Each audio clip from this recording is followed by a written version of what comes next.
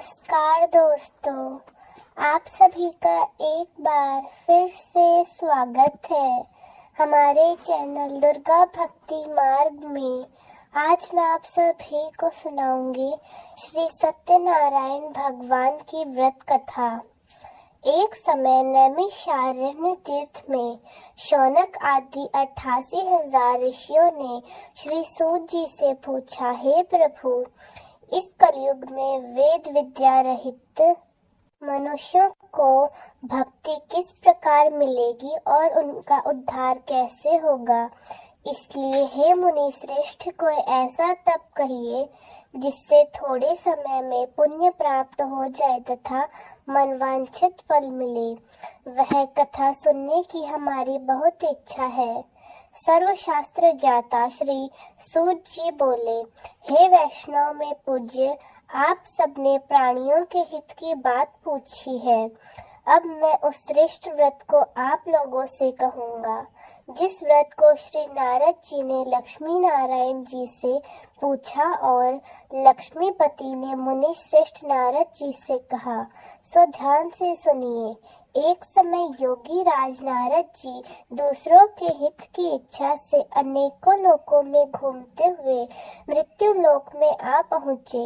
यहाँ अनेक योनियों में जन्मे हुए प्राय सभी मनुष्यों को अपने कर्मों द्वारा अनेकों दुखों से पीड़ित कर सोचा कि किस यत्न के करने से निश्चय ही प्राणियों के दुखों का नाश हो सकेगा। ऐसा मन में सोचकर विष्णु लोक को चले गए। वहाँ श्वेत वर्ण और 4 भुजाओं वालों देवों के ईश नारायण को देखकर, जिनके हाथों में शंख चक्र गदा और पद्म थे, वे वरमाला पहने हुए थे, उनकी स्तुति करने लगे। हे भगवान, आप अत्यंत शक्ति से संपन्न हैं। मन तथा वाणी भी आपको पा नहीं सकती। आपका आदि मध्य अंत नहीं है। निर्गुण स्वरूप सृष्टि के आदि भूति व भक्तों के दुखों को नष्ट करने वाले हैं। आपको मेरा नमस्कार है। नारद जी से इस प्रकार की स्तुति सुनकर विष्णु बोले, हे मुनि श्रेष्ठ, आपके मन में क्या है? आपका किस काम के लिए यहाँ आगमन हुआ है? निसंकोच होकर कहिए। तब नारद मुनि बोले, हे प्रभु, मृत्युलोक में सब मनुष्य जो अनेक योनियों में पैदा हुए हैं, अपने अपने कर्मों के द्वारा अनेक प्रकार के दुखों से दुखी हो रहे हैं। हे नाथ, मुझ पर दया रखते हो तो बताइए कि उन मनुष्यों के सब दुख थोड़े से ही प्रयत्न से कैसे दूर हो सकते हैं। हे नारद, मनुष्यों की भलाई के लिए तुमने बहुत ही अच्छी बात पूछी है। जिस काम के करने से मनुष्य मुंह से छूट जाता है, वह मैं तुमसे कहता हूँ, सुनो।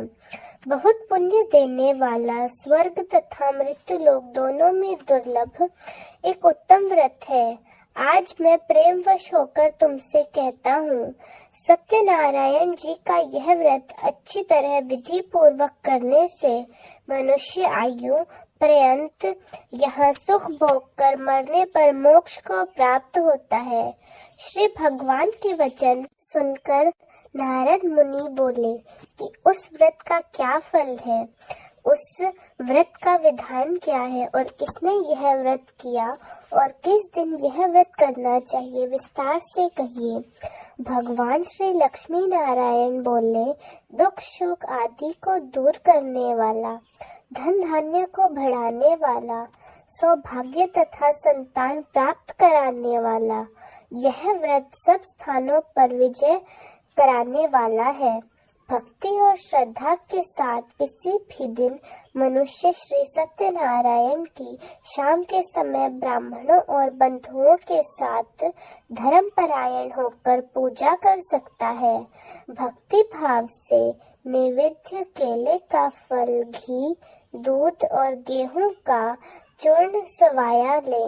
गेहूं के अभाव में साटी का चूर, शक्कर और गुड़ ले और सब भक्षण योग्य पदार्थ जमा करा के भगवान को अर्पण करे तथा बंधुओं सहित ब्राह्मणों को भोजन कराए। इसके पश्चात स्वयं भी भोजन करे। नृत्य गीत आदि का आचरण करके भगवान सत्यनारायण का स्मरण करते हुए समय व्यतीत करे। इस तरह व्रत करने पर मनुष्यों की सभी इच्छाएं निश्चिंत ही पूरी होती है। विशेषकर कली काल में भूमि पर यही मोक्ष का सरल उपाय है। इसके प्रसंग में श्री सूत जी बोले, हे ऋषियों, जिसने पहले समय में इस व्रत को किया है उसका इतिहास कहता हूँ। ध्यान से सुनो। सुंदर काशीपुरी नगरी में एक अत्यंत निर्धन ब्राह्मण रहता था। वह भूख और प्यास से बेचैन हुआ नित्य पृथ्वी पर घूमता था। ब्राह्मणों से प्रेम करने वाले भगवान ने ब्राह्मण को दुखी देखकर बूढ़े ब्राह्मण का रूप धर उसके पास जाकर आदर सहित पूछा, हे विप्र, नित्य दुखी हुआ पृथ्वी पर क्यों घूमते रहते हो? हे श्रेष्ठ ब्राह्मण, यह सब मुझसे कहो, मैं सुनना चाहता हूँ। ब्राह्मण बोला, मैं निर्धन हूँ, भिक्षा प्राप्त करने के लिए पृथ्वी पर नित्य फिरता रहता हूँ। हे भगवान, यदि आप इसका कोई उपाय जानते हैं तो कृपा करके मुझसे कहिए। वृद्ध ब्राह्मण रूपी सत्यनारायण भगवान बोले कि सत्यनारायण भगवान वांछित फल देने वाले हैं, इसलिए हे ब्राह्मण, तू उनका पूजन कर, जिसके करने से मनुष्य सभी दुखों से मुक्त हो जाता है। ब्राह्मण को व्रत का सारा विधान बतलाकर बूढ़े ब्राह्मण का रूप धारण करने वाले सत्यनारायण भगवान अंतर्ध्यान हो गए। जिस व्रत को वृद्ध ब्राह्मण ने बताया था, मैं उसको करूँगा, यह निश्चय करने पर उस रात उस ब्राह्मण को नींद तक नहीं आई। वह सवेरे उठकर सत्यनारायण भगवान का व्रत का निश्चय करके भिक्षा के लिए चला गया। उस दिन उसको भिक्षा में बहुत सा धन मिला, जिससे बंधु बांधव के साथ उसने सत्यनारायण जी का व्रत किया। इसके करने से वह ब्राह्मण सभी दुखों से छूटकर अनेकों प्रकार की संपत्तियों से युक्त हो गया।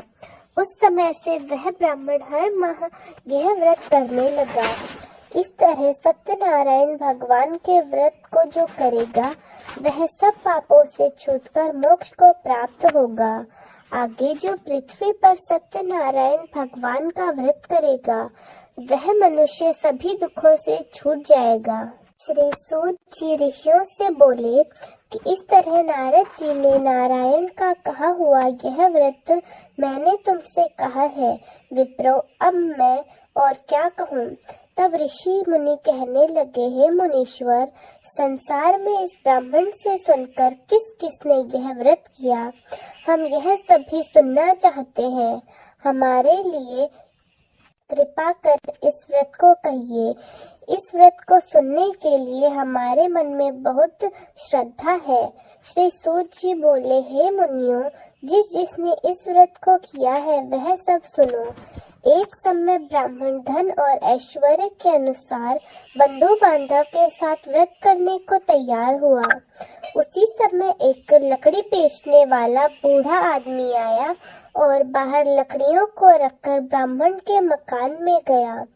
प्यास से पीड़ित लकड़हारा उसको व्रत करता देखकर ब्राह्मण को नमस्कार करके कहने लगा, हे ब्राह्मण जी, आप क्या कर रहे हैं और इसके करने से क्या फल मिलता है?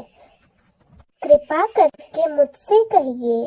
ब्राह्मण ने कहा, सब मनोकामनाओं को पूरे करने वाला यह सत्यनारायण भगवान का व्रत है। इसकी ही कृपा से मेरे यहाँ धन धान्य आदि की वृद्धि हुई है।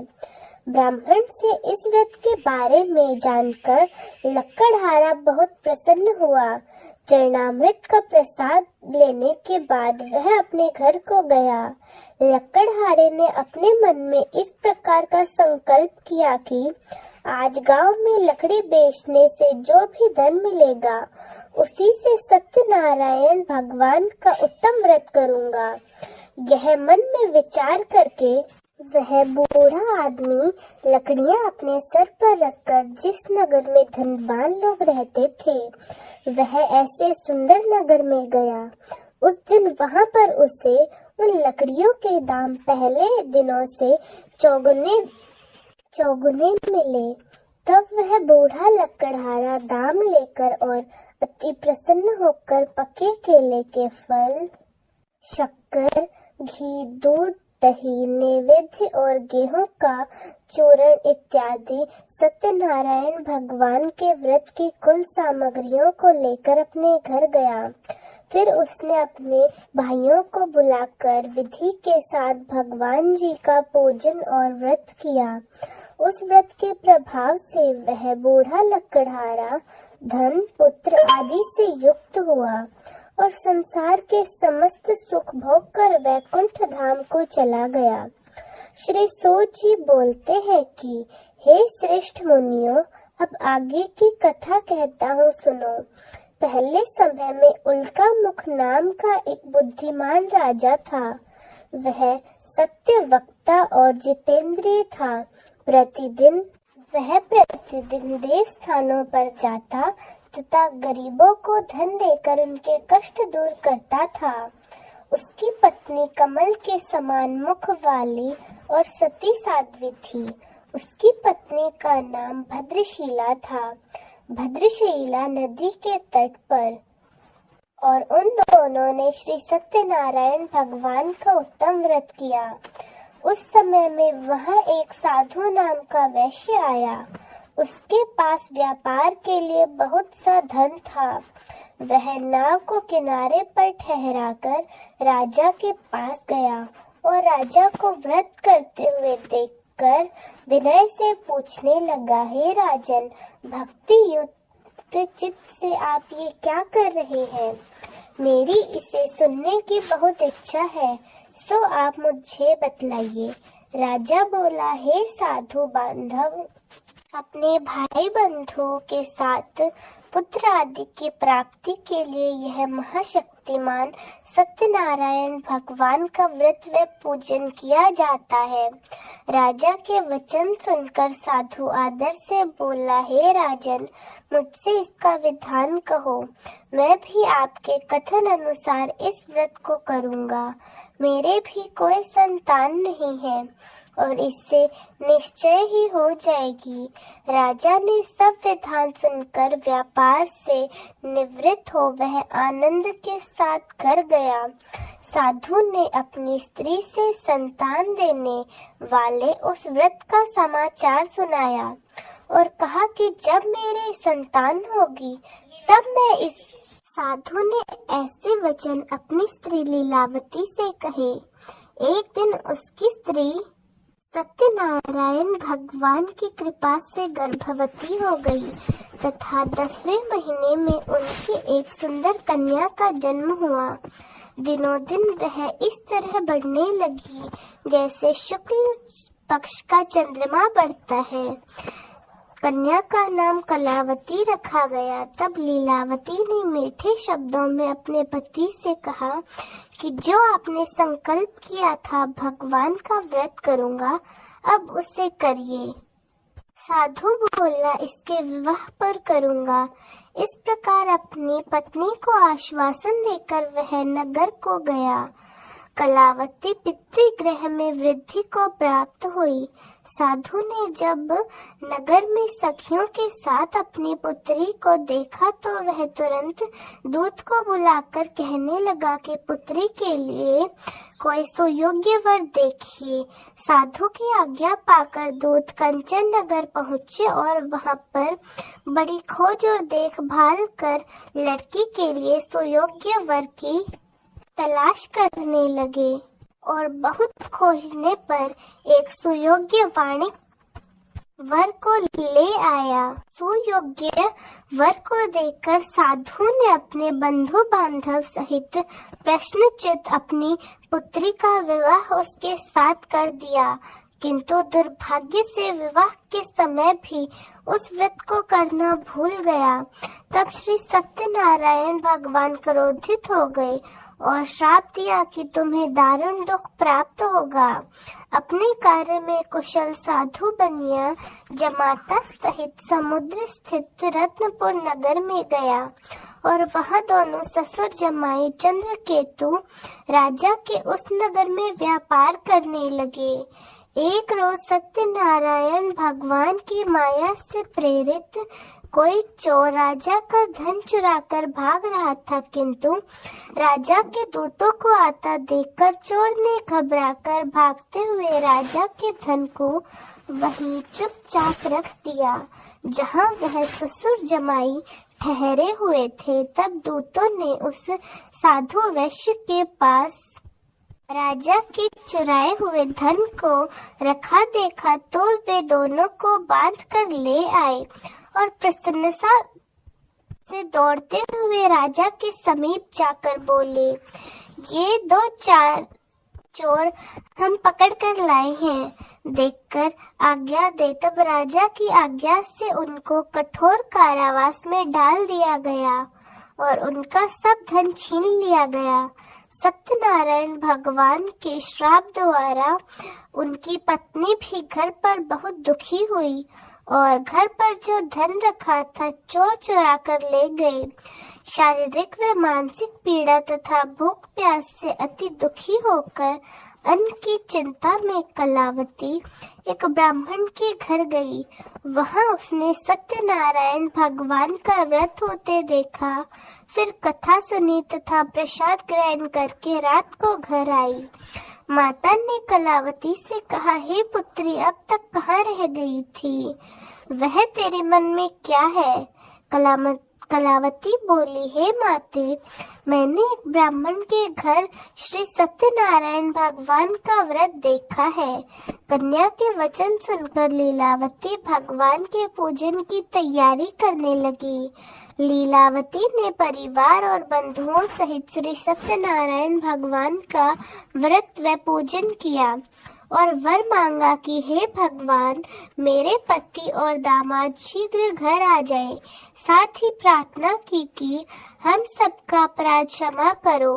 सत्यनारायण भगवान इस व्रत से संतुष्ट हो गए और राजा चंद्रकेतु को स्वप्न में दर्शन देकर कहा, हे राजन, दोनों वैश्यों को प्रातः ही छोड़ दो और सब धन जो तुमने उनसे ग्रहण किया है वे उन्हें वापस दे दो, नहीं तो मैं तुम्हारा सारा राज्य, पुत्र आदि सब नष्ट कर दूंगा। राजा ने ऐसे वचन सुनकर प्रातःकाल सभा में अपना स्वप्न सभी को सुनाया। वाणी कम्मन बुलाया। दोनों के आते ही राजा को नमस्कार किया। राजा मीठे वचनों में बोले, हे महानुभावों, भावी वर्ष ऐसा कठिन दुख तुम्हें प्राप्त हुआ है, अब तुम्हें कोई भय नहीं है। ऐसा कहकर राजा ने उनको नए नए वस्त्र आभूषण पहनाए तथा जितना उनका धन लिया था उससे दुगना धन उन्हें देकर आदर सहित विदा किया। दोनों वैश्य अपने घर को चले गए। श्री सूत जी बोले, वैश्य ने मंगलाचार करके यात्रा करना आरंभ कर दिया और अपने नगर को जाने लगा।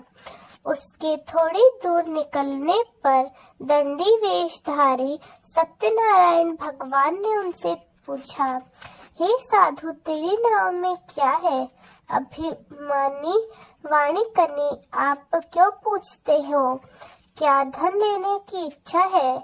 मेरी नाव में तो पत्ते और बेल पड़े हुए हैं। वैश्य का कठोर वचन सुनकर भगवान ने कहा, तुम्हारा वचन सत्य हो। दंडी ऐसा कहकर वहां से दूर चले गए और कुछ दूर जाकर समुद्र के किनारे पर बैठ गए। दंडी के जाने पर वैश्य ने नित्य क्रिया करने के बाद नाव को ऊंची उठी देखकर अचंभा किया और नाव में बेल पत्ती आदि देखकर मूर्छित होकर जमीन पर गिर पड़ा। फिर मूर्छा खुलने पर अत्यंत शोक प्रकट करने लगा। तब उसका जमाई बोला, कि आप शोक न करें, यह दंडी का श्राप है, अतः उनकी शरण में हमें चलना चाहिए, तभी हमारी मनोकामना पूरी होगी। दामाद के ऐसे वचन सुनकर वह दंडी के पास पहुंचा और अत्यंत भक्ति भाव से नमस्कार करके बोला, मैंने जो आपसे असत्य वचन कहे, कृपा कर उन्हें क्षमा करने की कृपा करें। ऐसा कहकर महान शोक दूर होकर वह रोने लगा। तब दंडी रूपी भगवान बोले, हे वणिकनी, बार बार तुम्हें दुख प्राप्त हुआ है, तुम मेरी पूजा से विमुख हुआ। साधु बोला, हे भगवान, आपकी माया से मोहित ब्रह्मा आदि भी आपके स्वरूप को नहीं जानते। मैं तो अज्ञानी हूँ, मैं कैसे जान सकता हूँ? आप प्रसन्न होइए, मैं सामर्थ्य के अनुसार आपकी पूजा करूँगा। मेरी रक्षा कीजिए और पहले के समान नौका में धन भर दीजिए। आपकी भक्ति युक्त वचन सुनकर भगवान प्रसन्न होकर उसकी इच्छा अनुसार वर देकर अंतर ध्यान हो गए। तब उन्होंने नाव पर आकर देखा कि नाव तो धन से परिपूर्ण है, फिर भी वह भगवान सत्यनारायण का पूजन कर साथियों सहित अपने नगर को चला गया। अब अपने नगर के निकट पहुंचा, तब दूत को घर भेजा। दूत ने साधु के घर जाकर उसकी स्त्री को नमस्कार करके कहा कि साधु अपने जमाता सहित इस नगर के समीप आ गया। ऐसा वचन सुनकर साधु की स्त्री ने बड़े हर्ष के साथ सत्यदेव का पूजन कर पुत्री से कहा, मैं अपने पति के दर्शन करने को जाती हूँ, तू कार्य पूरा करके शीघ्र आ जा। माता के ऐसे वचन सुनकर कलावती प्रसाद छोड़कर पति के पास गई। प्रसाद की अवहेलना के कारण सत्यदेव रुष्ट हो गए। उसके पति को नाव सहित पानी में डुबा दिया। कलावती अपने पति को न देखकर रोती हुई जमीन पर गिर गई। इस तरह नौका को डूबा हुआ तथा कन्या को रोता देखकर साधु और उसकी पत्नी भी दुखी होकर बोले, हे प्रभु, हमसे या हमारे परिवार से क्या भूल हो गई है? यदि हमसे कोई भूल हुई है तो उसे क्षमा कर दीजिए। उसके 3 वचन सुनकर सत्यदेव प्रसन्न हो गए और आकाशवाणी हुई, हे साधु, तेरी कन्या मेरा प्रसाद छोड़कर आई, इसलिए इसका पति अदृश्य हुआ। यदि वह घर जाकर प्रसाद खाकर लौटे तो इसे पति अवश्य मिलेगा। ऐसी आकाशवाणी सुनकर कलावती ने घर पहुंचकर प्रसाद खाया, फिर आकर पति के दर्शन किए। तत्पश्चात साधु ने बंधु बांधव सहित सत्यदेव का विधि पूर्वक पूजन और व्रत किया। उस दिन से वह पूर्णिमा को सत्यनारायण का पूजन करने लगा। फिर इस लोक का सुख भोगकर अंत में स्वर्ग को गया। श्री सूत जी बोले, ऋषियों, मैं और भी कथा कहता हूँ, सुनो। प्रजा पालन में लीन तुंगध्वज नाम का राजा था। उसने भी भगवान का प्रसाद त्याग कर बहुत दुख पाया। एक समय वन में जाकर वन्य पशुओं को मारकर बढ़ के नीचे आया। वहां उसने ग्वालों को भक्ति भाव से बंधु बांधव सहित भगवान श्री सत्यनारायण का व्रत पूजन करते देखा। राजा देखकर भी अभिमानवश वहां नहीं गया और न ही पूजन या नमस्कार किया। जब ग्वालों ने भगवान का प्रसाद उनके सामने तो रखा, फिर भी उसने प्रसाद को त्याग कर अपनी सुंदर नगरी को जाना उचित समझा। वहां उसने अपना सब कुछ नष्ट पाया, तो वह जान गया कि यह सब भगवान श्री सत्यनारायण ने किया है। यह उनके प्रसाद की अवहेलना के कारण हुआ है। तब वह विश्वास करके उन ग्वालों के समीप गया और विधि पूर्वक पूजन करके प्रसाद खाया, तो भगवान श्री सत्यनारायण की कृपा से पहले जैसा था वैसा ही हो गया। फिर दीर्घ काल तक सुख भोग कर मरने पर स्वर्ग को गया। जो मनुष्य इस परम दुर्लभ व्रत को करेगा, भगवान सत्यनारायण की कृपा से उसे धन धान्य की प्राप्ति होगी। निर्धन धनी और बंदी बंधन से मुक्त होकर निर्भय हो जाता है। संतान जिसके नहीं होती उसको संतान की प्राप्ति होती है तथा सब मनोरथ पूर्ण होकर अंत में वैकुंठ धाम की प्राप्ति होती है। यह सत्य है। श्री सूत जी कहते हैं कि ब्राह्मणों, मैंने आपको सत्यनारायण भगवान के व्रत की यह पावन कथा सुनाई है। इस व्रत का पालन करके मनुष्य सभी दुखों से मुक्त हो जाता है। विशेषतः कलयुग में श्री सत्यनारायण की पूजा महान फल देने वाली है। इन देवताओं को कोई सत्यनारायण कहते हैं तो कोई सत्यदेव कहते हैं। अनेकों रूपों में वे सत्यनारायण भगवान सभी के मनोरथ को पूर्ण करते हैं। यह सनातन सत्यदेव कलयुग में सत्यव्रत के रूप में अवतरित होंगे।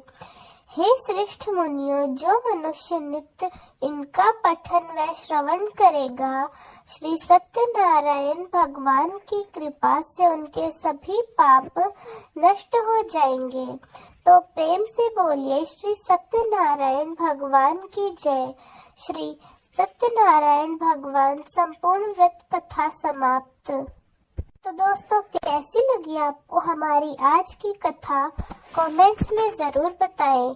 धन्यवाद।